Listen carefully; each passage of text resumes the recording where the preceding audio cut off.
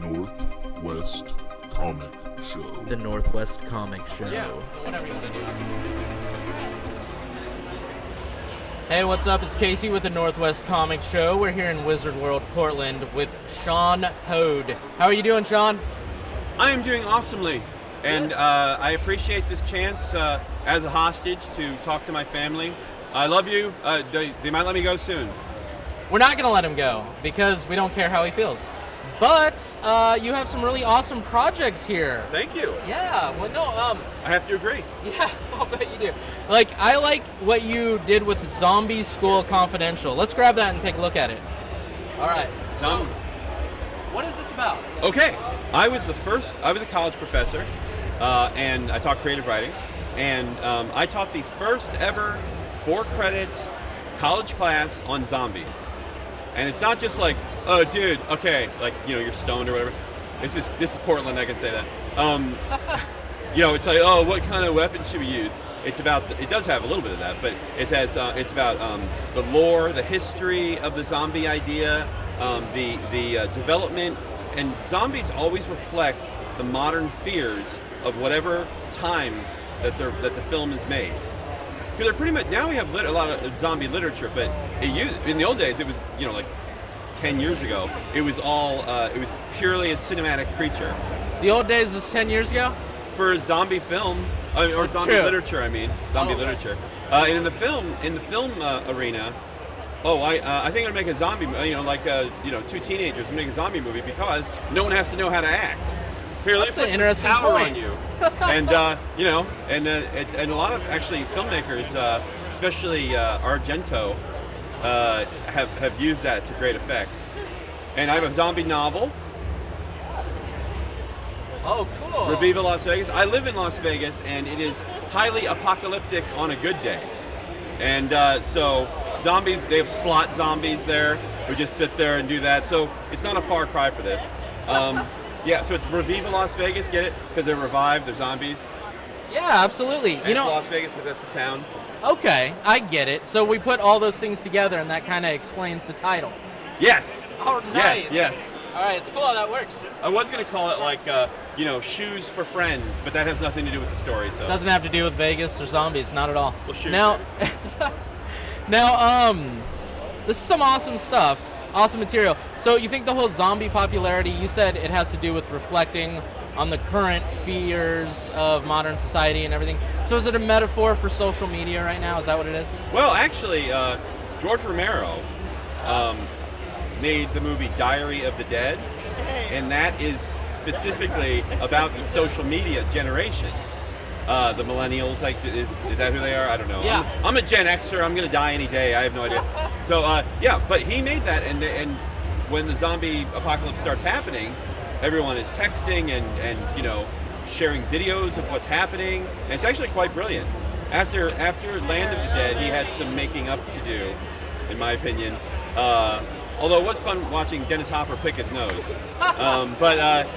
So, and here, I'll tell you, zombies are great creatures, right?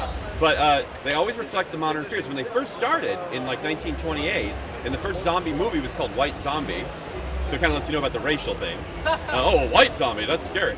And they, because we had military interventionism in Haiti at that point, and people were fascinated with Haiti. And William Seabrook came out with a book that had a chapter about the voodoo zombies. I was going to say, is that where the voodoo stuff came from? And Haiti, you have to remember, was the first, the only country ever to throw off its slavery overlords. So imagine, and in there they had the voodoo zombie master, right? Yeah. In that, Bela Lugosi, actually. And what could be more frightening to a population that freed itself from slavery than being made by a zombie master after you die into a slave for eternity? Okay. I get that. That makes sense. Then in the 50s, we had the Cold War, right? Sure. Zombies then. The first movie with contagious zombies was a movie called The Zombies of Morital. Took place on a nuclear submarine, and the zombieism was caught by other people through radiation. Okay. Then in '68, you started the Romero films, race riots, you know, that sort of stuff. It has to do with race. Sure. He didn't intend that. No matter what he says now, he did not intend that at the time. But then you have in the 70s commercialism with Dawn of the Dead. You know, then you start getting. We're all so packed together now in cities and things.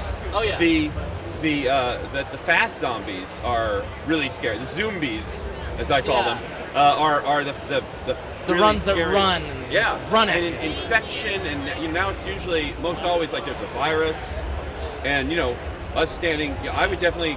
I'm gonna catch a virus, aren't I? I think you should maybe decontaminate your thing after I've talked about it. What are you trying to tell me? Right here, you know.